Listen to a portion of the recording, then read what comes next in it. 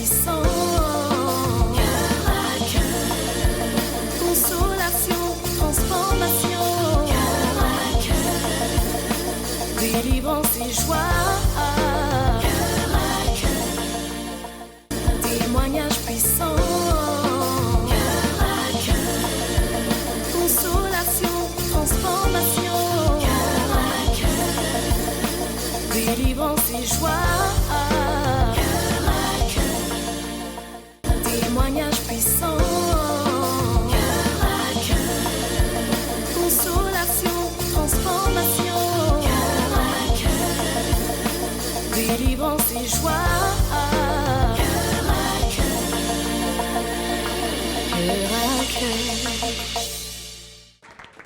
Bachelière en sexologie et éducation à l'enfance. Aujourd'hui, sa vie, c'est une mission d'éducation et beaucoup dans la communauté chrétienne. Elle va nous parler de l'importance de la santé sexuelle et relationnelle dans le parcours de résilience. Outils et conseils pratiques pour enrichir la vie spirituelle et rationnelle. Est-ce qu'on peut acclamer Fabienne d'Haïti? Alors bonjour tout le monde. Est-ce que vous allez bien? Là, je ne sais pas pour vous, moi j'ai un stress, j'ai seulement 5 minutes, c'est pas du tout long. Donc je vais vraiment faire mon possible pour résumer un peu tout ce que les gens ont dit ici. Vraiment, il n'y a rien de plus que je vais ajouter que de mettre certains mots. Donc pour moi, lorsqu'on m'a pas...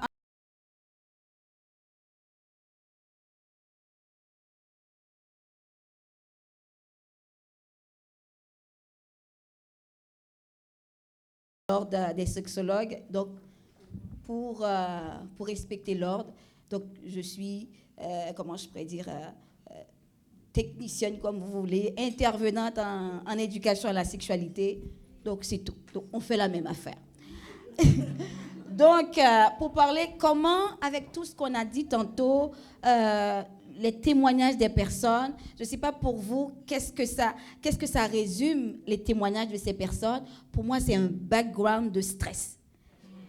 Est-ce qu'on peut parler de santé sexuelle? Est-ce qu'on peut parler de jouissance ici? Là, elles étaient dans la résilience lorsqu'elles ont donné leur témoignage. Mais lorsqu'on vit un stress constant, un stress post-traumatique avec des troubles mentaux, est-ce que vous pensez que le corps peut réagir à l'humour, à l'épanouissement, à la santé sexuelle?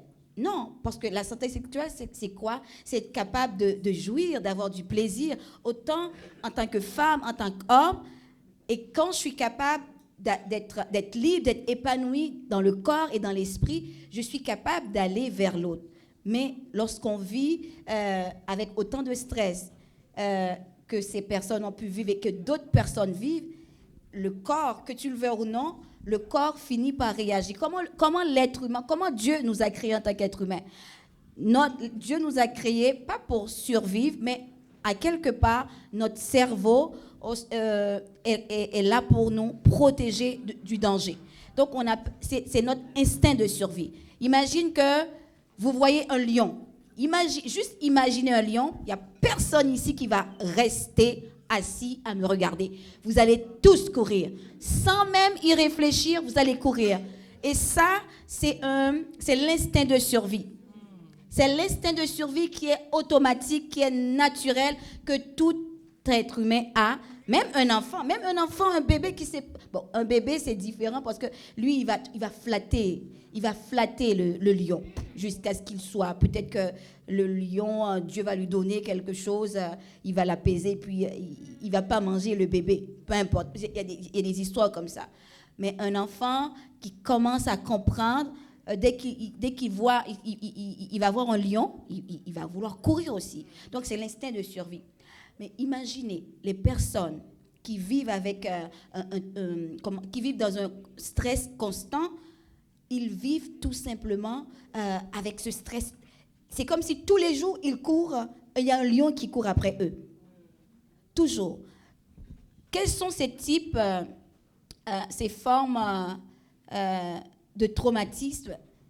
que ces gens peuvent vivre. Autant des abus sexuels, autant quelqu'un qui vit une séparation, un divorce, autant quelqu'un qui, un exemple, qui vit en incarcération, autant quelqu'un qui a vécu des abus psychologiques, mal parler à un enfant, ou du moins toi en tant qu'adulte, on te parle mal au travail, ou dans ton couple, à la maison, le conjoint ou la conjointe te traite mal, c'est toutes des traumatismes. De la négligence émotionnelle. Dieu nous a créés pour être aimés et pour être capable d'aimer en retour. Mais lorsqu'on n'est pas aimé, lorsqu'on ne nous aime pas, mais c'est une forme de traumatisme. Et ça fait en sorte que nous ne sommes pas en sécurité. Nous sommes tout le temps comme cette personne qui court parce qu'il y a un lion. Parce que l'être humain, Dieu nous a créés pour être en sécurité. Et parfois, même dans notre maison, on peut ne pas être en sécurité. Vivre de l'abus physique, c'est vivre dans un stress constant. Et le corps, qu'est-ce qui réagit lorsqu'on vit ces genres de stress? C'est autant la santé mentale, on ne se sent pas bien, autant le corps. Le corps, on a beau vivre, on peut voir quelqu'un, il est bien portant.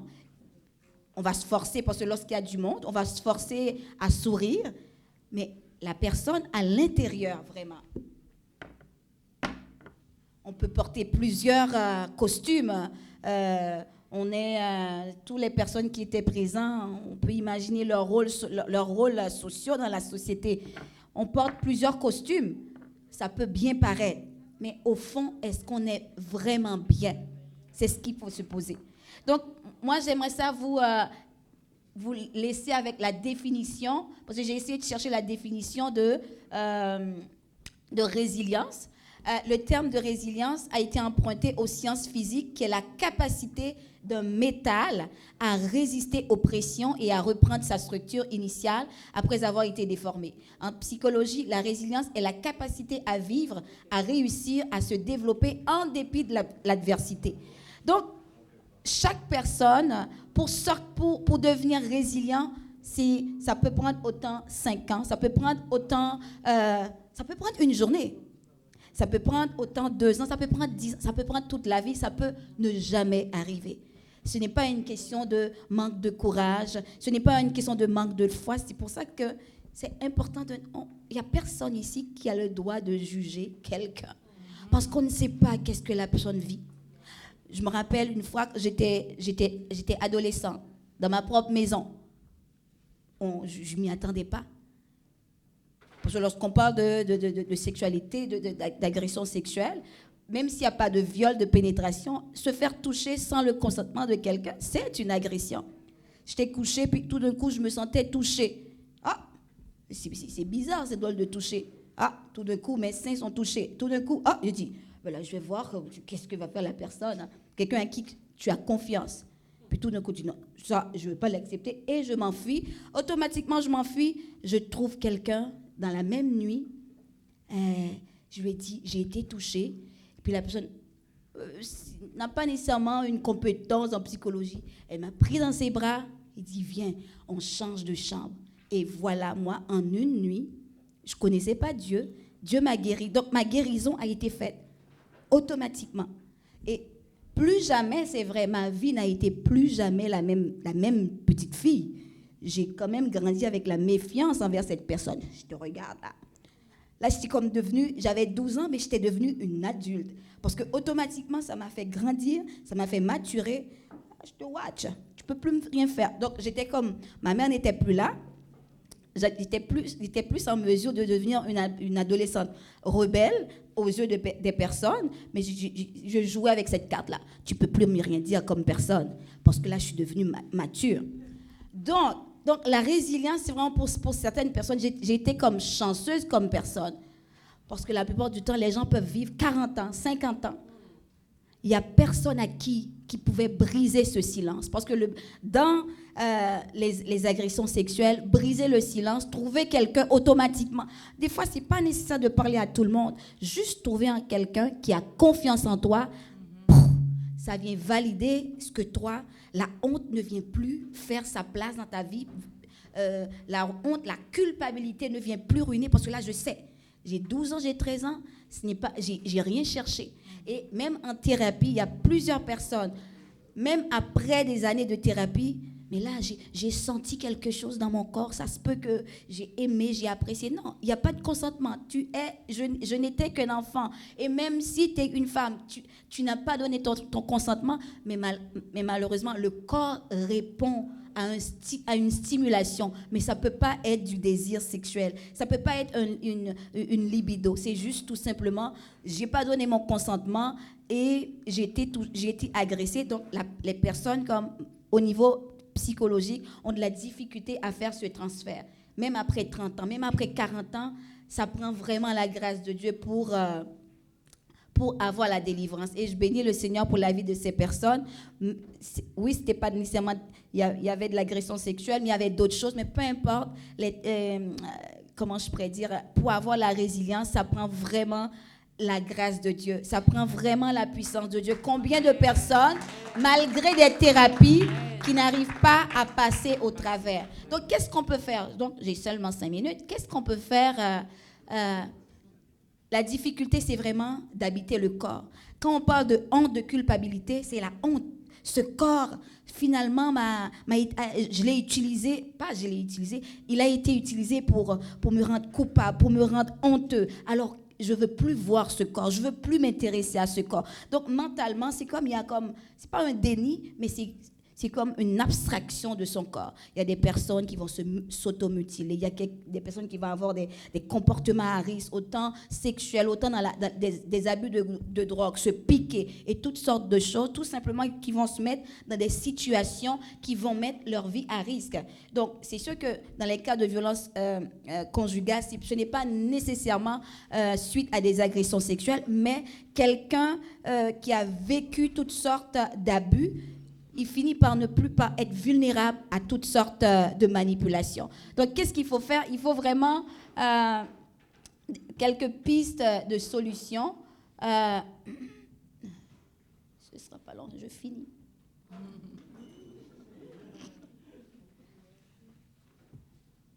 Quelques pistes de solutions. Il y en a beaucoup, mais l'important, c'est vraiment que l'individu puisse arriver à se reconnecter à son corps, se rallier à son corps. Lorsqu'on parle de santé sexuelle, pour jouir même dans le couple, pour aller vers l'autre. Oui, 2 personnes peuvent être dans l'intimité, avoir une relation sexuelle, mais il y a un qui n'est peut-être pas là, qui fait semblant. Mais on ne veut pas faire semblant. Mais quand on vit vraiment déconnecté de son corps, c'est pas une question de magie ou de rentrer en transe, mais le corps est ainsi fait. Lorsque j'ai tellement mal, l'esprit est capable d'aller ailleurs, de vagabonder ailleurs, mais sauf rester dans ce corps. L'important, c'est de se reconnecter à son corps. Des fois, on pense que ça va prendre beaucoup de temps, mais c'est vraiment dans des exercices aussi simples que prendre le temps pour soi. Il y a des stratégies d'urgence, comme par exemple, lorsqu'on vit, par exemple, on sent qu'on est exposé à des situations qui peuvent nous rendre vulnérables. Quelqu'un qui a été victime d'agression sexuelle, dès que, par exemple, la personne va voir une image de la personne ou une odeur qui est reliée à cette situation d'agression sexuelle, ou même un visuel, une couleur qui est reliée à ça, ou même une façon quelqu'un va le toucher. Non, ne me touche pas. Quelqu'un qui sursaute constamment. Donc, c'est vraiment d'avoir le contrôle sur la respiration. Parce que qu'est-ce que ça fait? De la même façon qu'on court, lorsque un lion nous court après, le cœur bat vite. Et tous nos sens sont en alerte. Tout ce qu'il faut faire, c'est vraiment en toute situation. Ça vaut autant, même si tu n'as pas vécu d'abus, peu importe la situation qui te perturbe, de reprendre le contrôle sur sa respiration. Ça, c'est important. Souvent, on pense qu'on sait respirer, mais non. Les bébés savent respirer. Mais nous, on a perdu la bonne manière de respirer. On respire par le ventre. On gonfle le ventre. On apprend à faire ça. Même quand on est énervé, on est en colère. Les recherches neuroscientifiques nous disent que quand une minute de colère, mais ça nous prend à peu près 5 heures pour redevenir au calme. Une vraie colère. Qu'est-ce que ça fait? Quelqu'un te dit quelque chose et puis tu es en colère, mais tu vas voir comme tout le long de ta journée, ça passe en boucle. Quelqu'un te parle, tu lui parles mal. Tu arrives à la maison, tu es en colère. Comment va ta journée? Tu parles n'importe comment. Oups, à un moment donné, tu fais le retour sur ta journée. Et je ne comprends pas pourquoi. Mais si, par exemple, au lieu de répondre à la personne, tu dis, OK, je compte 10 secondes, je ne réponds pas, je respire, tout va bien.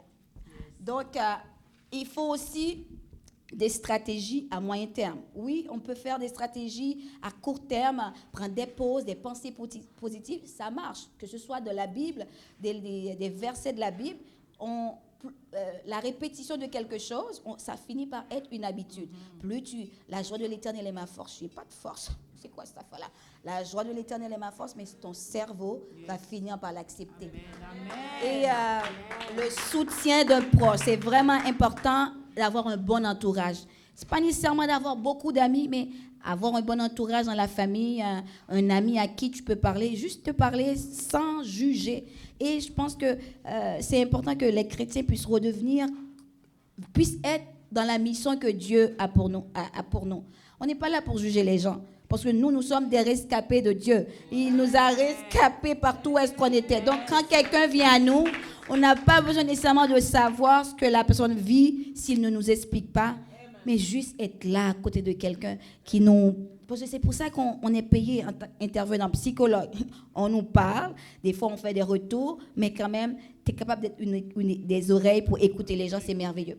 Il faut aussi, lorsqu'on vit vraiment, on a vécu, comment je pourrais dire, ces genres de situations difficiles, en plus d'avoir des stratégies d'urgence, mais il faut aussi anticiper et préparer. Si tu sais que tu es vulnérable à quelque chose et que tu vas quelque part, que tu peux être en danger, mais il faut anticiper à long terme. Il faut anticiper des choses, préparer. Si je vis telle chose, qu'est-ce que je peux faire? Tu te prépares. Une dernière petite chose, des stratégies régulières. Vraiment insérer quelque chose dans ta routine quotidienne pour augmenter ton bien-être. Et au fil du temps, tu vas avoir la résilience au stress. Tu vas être un champion et une championne.